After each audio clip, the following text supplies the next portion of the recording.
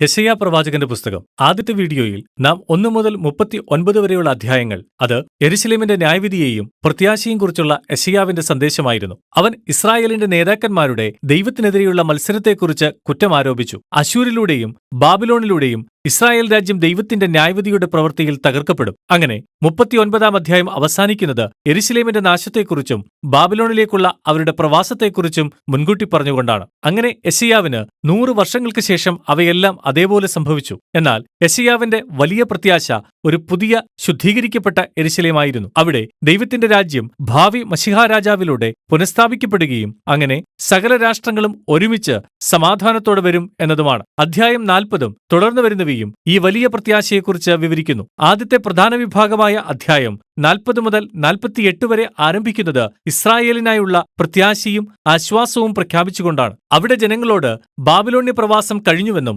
ഇസ്രായേലിന്റെ പാപത്തെ കണക്കിട്ടെന്നും ഒരു പുതിയ യുഗം ആരംഭിക്കുന്നുവെന്നും പറയുന്നു. അതുകൊണ്ട് അവർ എല്ലാവരും മടങ്ങി അവരുടെ ഭവനമായ യെരുശലേമിലേക്ക് വരണം. അവിടെ ദൈവം അവന്റെ രാജ്യം കൊണ്ടുവരികയും സകല രാഷ്ട്രങ്ങളും അവന്റെ മഹത്വത്തെ കാണുകയും ചെയ്യും. ഇപ്പോൾ നമുക്ക് ഒരു നിമിഷം നിൽക്കാം. കാരണം ആരംഭത്തിലെ ഈ പ്രഖ്യാപനം ഒരു വലിയ ചോദ്യം കൊണ്ടുവരുന്നു. ആരാണ് ഇതെല്ലാം പറയുന്നത്? ആരുടെ ശബ്ദമാണ് ഈ പ്രത്യാശയുടെ വാക്കുകളിൽ നാം കേൾക്കുന്നത്? ഈ അധ്യായങ്ങളിലെ പ്രവാചകന്റെ കാഴ്ചപ്പാട് പ്രവാസത്തിനു ശേഷം ജീവിച്ചിരിക്കുന്ന ഒരാളുടേതാണ്. മറ്റൊരു തരത്തിൽ പറഞ്ഞാൽ ഇത് എസ്രാ നെഹമ്യാവ് വിശദീകരിക്കുന്ന കാലഘട്ടമാണ്. എന്നാൽ യെശയ്യാവ് അതിനെല്ലാം 150 വർഷങ്ങൾക്ക് മുമ്പ് മരിച്ചു. അപ്പോൾ നാം എങ്ങനെയാണ് ഇത് മനസ്സിലാക്കേണ്ടത്? വളരെയധികം ആളുകൾ ചിന്തിക്കുന്നത് യെശയ്യാവ് തന്റെ സ്വന്തം കാലഘട്ടത്തിൽ സംസാരിക്കുകയാണ് എന്നാണ്. അവൻ 200 വർഷം ഭാവിയിലേക്ക് പോയി ഭാവി തലമുറയോട് പ്രവാസം കഴിഞ്ഞു എന്ന നിലയിൽ സംസാരിക്കുകയാണ്. എന്നിരുന്നാലും യെശയ്യാവിന്റെ പുസ്തകം തന്നെ നമുക്ക് ചില സൂചനകൾ നൽകുന്നു. അത് എന്തോ ചിലത് സംഭവിക്കുന്നുണ്ടെന്ന്. 8, 29, 30 അധ്യായങ്ങളിൽ ഇസ്രായേലിലെ നേതാക്കന്മാരാൽ യെശയ്യാവ് അവഗണിക്കപ്പെടുന്നതിനു ശേഷം അവൻ ന്യായവിധിയുടെയും പ്രത്യാശയുടെയും സന്ദേശങ്ങൾ ഒരു ചുരുളിൽ എഴുതി ഒപ്പുവെച്ചു. അത് അവന്റെ ശിഷ്യന്മാർക്ക് വരുവാനുള്ള ഒരു സാക്ഷിയായി കൈമാറി എന്ന് നമ്മോട് പറയുന്നു. അങ്ങനെ ഒടുവിൽ ദൈവം തന്റെ വാക്കുകൾ നിറവേറ്റുന്നതിനായി കാത്തിരുന്നുകൊണ്ട് യെശയ്യാവ് മരിക്കുവാനിടയായി. ഇപ്പോൾ ഓർക്കുക, 1 മുതൽ 39 വരെയുള്ള അധ്യായങ്ങൾ രൂപപ്പെടുത്തിയിരിക്കുന്നത് യെശയ്യാവ് മുൻകൂട്ടി പറഞ്ഞ ന്യായവിധി പ്രവാസത്തിൽ പൂർത്തീകരിക്കപ്പെട്ടു എന്ന് നമ്മെ കാണിക്കുവാനാണ്. അവൻ ഒരു യഥാർത്ഥ പ്രവാചകനാണ്. അങ്ങനെ പ്രവാസം കഴിഞ്ഞതിനു ശേഷം അവന്റെ വാക്കുകൾക്ക് മൂല്യം കൽപ്പിച്ച യെശയ്യാവിന്റെ ശിഷ്യന്മാർ ചുരുളുകൾ തുറക്കുകയും അവന്റെ പ്രത്യാശയുടെ വാക്കുകളെ തങ്ങളുടെ കാലഘട്ടത്തിൽ പ്രയോഗിക്കുകയും ചെയ്യുന്നു. അങ്ങനെ ഈ കാഴ്ചപ്പാടിൽ യെശയ്യാവിന്റെ പുസ്തകം യെശയ്യാവിന്റെ വാക്കുകളുടെ സമാഹാരവും അവന്റെ പ്രവാചക ശിഷ്യന്മാരുടെ, അതായത് ദൈവം യെശയ്യാവിന്റെ പ്രത്യാശയുടെ സന്ദേശം ഭാവി തലമുറയിലേക്ക് വ്യാപിപ്പിക്കുവാൻ ഉപയോഗിക്കുന്നവരുടെ എഴുത്തുകളും ഉൾക്കൊള്ളുന്നു. നിങ്ങൾ ഏത് കാഴ്ചപ്പാടെടുത്താലും ഈ അധ്യായങ്ങൾ ഭാവിയിലെ പ്രത്യാശ വന്നിട്ടുണ്ടെന്നും ദൈവം യെശയ്യാവിന്റെ പ്രവചന വാഗ്ദാനങ്ങൾ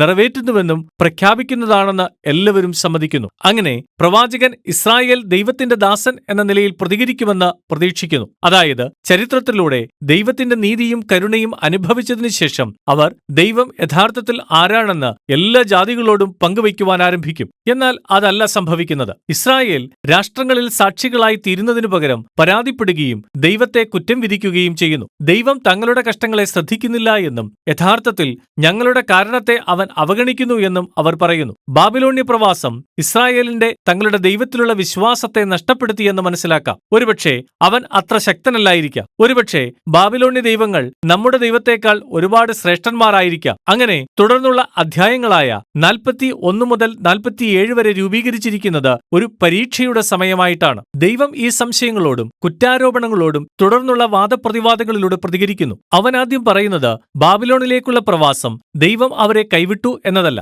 മറിച്ച് ഇസ്രായേലിന്റെ പാപത്തിനുള്ള ദൈവികമായി നിയന്ത്രിക്കപ്പെട്ട ഒരു ന്യായവിധിയായിരുന്നു. രണ്ടാമതായി ഇസ്രായേലിന് വേണ്ടിയായിരുന്നു ദൈവം ബാബിലോണിനെ പരാജയപ്പെടുത്തുവാൻ പാർസിയെ എഴുന്നേൽപ്പിച്ചത്. അതിനാൽ അവർക്ക് ഭവനത്തിലേക്ക് മടങ്ങി വരുവാൻ കഴിയും. ഇതെല്ലാം യെശയ്യാവിന്റെ വാക്കുകളെ പൂർത്തീകരിക്കുകയാണ്. അതുകൊണ്ട് ഇസ്രായേൽ എത്തിച്ചേരേണ്ട ശരിയായ നിഗമനം എന്തെന്നാൽ അവരുടെ ദൈവം ചരിത്രത്തിന്റെ രാജാവാണെന്നും മറ്റേ രാഷ്ട്രങ്ങളുടെ വിഗ്രഹങ്ങളെപ്പോലെ അല്ല എന്നുമാണ്. ബാബിലോണിന്റെ വീഴ്ചയിലും പാർസി രാജാവായ കോരേശിന്റെ ഉയർച്ചയിലും ദൈവത്തിന്റെ കരുത്തിന്റെ പ്രവൃത്തിയെ ഇസ്രായേൽ കാണണം. അങ്ങനെ ദൈവത്തിന്റെ ദാസനായി തീർന്ന് രാഷ്ട്രങ്ങളോട് അവരുടെ ദൈവം ആരാണെന്ന് പറയണം. എന്നാൽ പരീക്ഷയുടെ അവസാനം 48 അധ്യായത്തിൽ നാം കാണുന്നത് ഇസ്രായേൽ ഇപ്പോഴും തങ്ങളുടെ പിതാക്കന്മാരെ പോലെ മത്സരികളും കഠിനഹൃദയരുമാണ്. അതുകൊണ്ട് ദൈവം അവരെ തന്റെ ദാസൻ ആകുന്നതിൽ അനുവദിക്കുന്നില്ല. എന്നാൽ ദൈവം ഇപ്പോഴും രാഷ്ട്രങ്ങളെ അനുഗ്രഹിക്കുവാനുള്ള ദൗത്യത്തിലാണ്. അതിനാൽ ഈ പ്രശ്നം പരിഹരിക്കുവാൻ ദൈവം ഒരു പുതിയ കാര്യം ചെയ്യുവാൻ പോകുകയാണെന്ന് പ്രവാചകൻ പറയുന്നു. അത് അടുത്ത ഭാഗമായ 49 മുതൽ 55 വരെയുള്ള അധ്യായങ്ങളിലേക്ക് നയിക്കുന്നു. ഇവിടെ നമ്മളെ ദൈവത്തിന്റെ ദാസൻ എന്ന് വിളിക്കുന്ന ഒരു പുതിയ വ്യക്തിയെ പരിചയപ്പെടുത്തുന്നു. അദ്ദേഹം ദൈവത്തിന്റെ ദൗത്യത്തെ പൂർത്തീകരിക്കുവാനും ഇസ്രായേൽ ചെയ്യുവാൻ പരാജയപ്പെട്ടത് ചെയ്യുവാനും പോകുന്നു. ദൈവം ഈ ദാസന് ഇസ്രായേൽ എന്ന പേര് നൽകുകയും ആ വ്യക്തിയെ ഒരു ദൗത്യത്തിനായി അയക്കുകയും ചെയ്യുന്നു.